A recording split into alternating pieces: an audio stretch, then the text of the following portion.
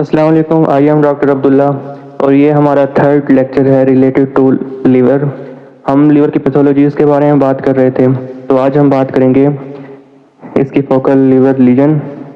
ठीक है, तो इसमें हम सबसे पहले देख लेते हैं सिस्ट। अच्छा, सिस्ट क्या होती है?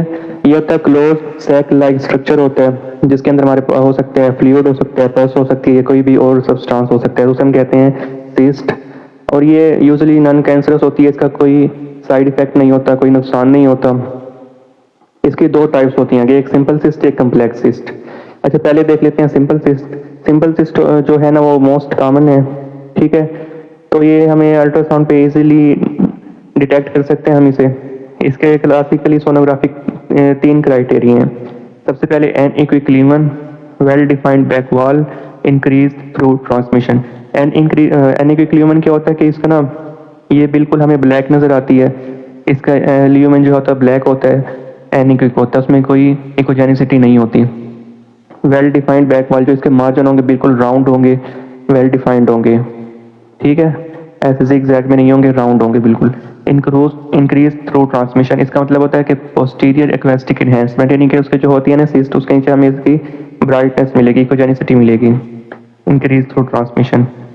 अच्छा, जो हमें पता है कि लीवर का जो पैरेन्काइम है वो होमोजीनियस है, तो उसमें इजीली डिटेक्ट हो जाती है सिंपल सिस्ट, क्योंकि जो है ये ब्लैक होती है, हम इसे आसानी के साथ देख सकते हैं अल्ट्रासाउंड पे। फिर उसके बाद आ जाता है कम्प्लेक्स सिस्ट। कम्प्लेक्स सिस्ट क्या होता है कि एक तो सिस्ट हो गई है ना, उसके अंदर अगर कोई इंटरनल इकोज है, कोई फ्लूइड वगैरह है, कोई पस है, या फिर उसके अंदर तो कोई वाल सेप्टेशन है या कैल्सिफिकेशन हो गई है, तो ये सब चीज़ें हमारे पास आ जाती हैं कम्प्लेक्स सिस्ट के अंदर। ये कम्प्लेक्स सिस्ट की डेफिनेशन हो गई है। तो इसमें हमारे पास हीमाटोमा, एब्सेसिस, बाइलोमास, हेमरेज, ये हमारे पास कम्प्लेक्स सिस्ट हैं, कुछ उनके नाम लिखे हुए हैं। फिर आगे हमारे पास आ जाता है वेस्कुलर लीजन। ठीक है, ये जो होती हैं ब्लड वेसल्स, उनका उनकी पैथोलॉजी है, उनके लीजन्स होते हैं उनमें, जैसे aneurysm, arterio portal fistula, portal hepatic fistula. Aneurysm होता है कि जो डायलेशन हो जाती है, कोई आउटग्रोथ हो जाती है ब्लड वेसल पे। ठीक, और फिस्टोला होता है अब नॉर्मल कनेक्शन हो जाते हैं। तो ये अच्छा, ये एक इम्पोर्टेंट चीज़ है कि हमें जो ग्रे स्केल पे हम देखते हैं ना, तो हमें सेम लगता है, हम इस वेस्कुलर लीजन को देख लेते हैं एज अ ये हिपैटिक सिस्ट, लेकिन ये सिस्ट नहीं होता। फिर इसके लिए हम क्या करते हैं, डॉपलर अल्ट्रासाउंड करते हैं। उसमें ये इसके अंदर जो है इंटरनल फ्लो होता है हमें, क्योंकि इसके अंदर ब्लड है तो हमें ब्लड का फ्लो मिलेगा, वेव फॉर्म मिलेंगी, तो ऐसे हम इसे देख सकते हैं वेस्कुलर लीजन को हम। इसके लिए फिर हमें करना पड़ता है, अगर हमें कोई सस्पेक्ट है तो फिर हम उसका डॉपलर करते हैं, पावर डॉपलर, कलर डॉपलर। ठीक है, तो हमें फ्लो ही मिल जाएगा, उसकी वेव फॉर्म भी मिल जाएगी। फिर उसके बाद है पॉलीसिस्टिक लीवर डिजीज। ये 40 to 50% होती है। ठीक है, autosomal dominant polycystic liver disease है, ये 40 to 50% होती है, जो इसमें मल्टीपल सिस्ट बन जाती हैं लीवर के अंदर, बहुत सारे सिस्ट होते हैं। लेकिन उसके बाद भी लीवर का जो फंक्शन होता है वो नॉर्मल रहता है, उसके फंक्शन पे कोई इफेक्ट नहीं होता। इतनी सारी सिस्ट होने के बाद भी लीवर अपना फंक्शन ठीक से परफॉर्म करता है अनटिल उसके अंदर हिपैटिक फाइब्रोसिस हो जाए। अगर उसके अंदर हिपैटिक फाइब्रोसिस नहीं है, पॉलीसिस्टिक लीवर डिजीज का, उस लीवर के फंक्शन के ऊपर कोई इफेक्ट नहीं होगा। लेकिन अगर हिपैटिक फाइब्रोसिस शुरू हो गया है तो फिर उसके बाद जो लीवर का फंक्शन है वो डिक्रीज होना शुरू हो जाएगा। अच्छा, अब हम बात कर लेते हैं इसके ट्यूमर की। ट्यूमर होती है जो अब नॉर्मल आउट ग्रोथ हो जाती है, आउट ग्रोथ सेल की। ठीक है, इसमें हमारे पास दो होते हैं, एक बिनाइन होता है और एक मैलिग्नेंट होता है। जो बिनाइन और मैलिग्नेंट का ये डिफरेंस है कि बिनाइन हमारे पास नॉन कैंसरस होते हैं और मैलिग्नेंट कैंसरस होते हैं।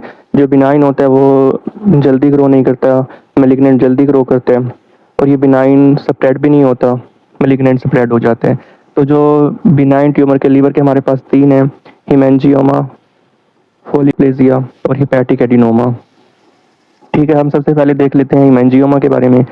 तो हिमेंजिया मोस्ट कॉमन है, 7% ऑफ एडल्ट्स में होते हैं, और ये ज़्यादा कॉमन है फीमेल के अंदर एज कम्पेयर टू मेल। ठीक है, और इसकी इंसिडेंटल डिटेक्शन है। इसका क्या मतलब, वो इंसिडेंटल का कि मतलब इसके कोई सिम्टम शो नहीं होते हमें। ये हमें एज अ मतलब हम कोई आता है स्कैन करवाने के लिए किसी और मकसद के लिए, लेकिन हमें ये डिटेक्ट हो जाता है, तो उसे कहते हैं इंसिडेंटल, कि सिर्फ इस काम के लिए ना कोई एक्सीडेंटल फाइंडिंग हो जाए। तो इसकी अपेयरेंस क्या होती है, like a sponge filled with blood. इसमें क्योंकि ट्यूमर है, बिनाइन है, लेकिन इसमें वो होती है ब्लड होता है। ठीक है, वो जो ब्लड होता है उसमें ना सेप्टेशन होती हैं, फाइब्रस सेप्टेशन होती हैं, जो ब्लड होगा सेपरेट होगा फाइब्रस सेप्टेशन, और ये 10% आर मल्टीपल, ठीक है। अच्छा, और उसके अलावा जो है हमारे पास बिनाइन मतलब हेमेंजियोमा का, कि ये बहुत कम सिम्टम शो करता है, ये इसके चांस नहीं होते कि ये ब्लीड कर जाए इसके या कोई सिम्टम शो करो। हाँ, अगर वो बहुत बड़ा हो जाए, अपने साइज में ज़्यादा हो, तो फिर उसका मैस इफेक्ट होता है, फिर वो सिम्टोमेटिक हो सकता है, फिर उसके हमें कोई सिम्टम शो हो सकते हैं अगर वो अपने ज़्यादा बड़ा हो जाए, ठीक है। उसके बाद हमारे पास आ जाती है इसकी सोनोग्राफी के पेरेंट्स।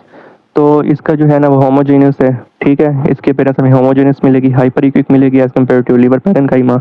हाइपर इक्विक होगा, होमोजेनियस होगा, और इसका साइज नॉर्मली होगा लेस देन 3 सेंटीमीटर, ठीक है। इसके हाइपर इक्विक है लेस देन 3 सेंटीमीटर।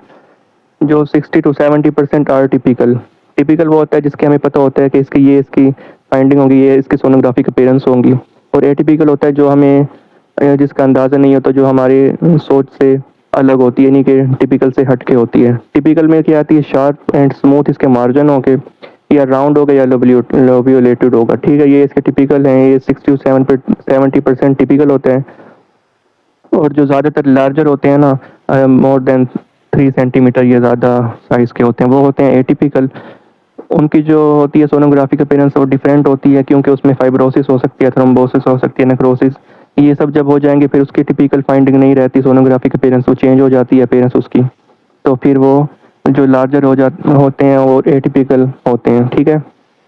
तो उसके बाद इसमें कैल्सिफिकेशन भी हो सकती है, लेकिन कैल्सिफिकेशन रेयर होती है, लेकिन हो भी सकती है, लाजमी नहीं है कि ना हो, लेकिन रेयर होती है।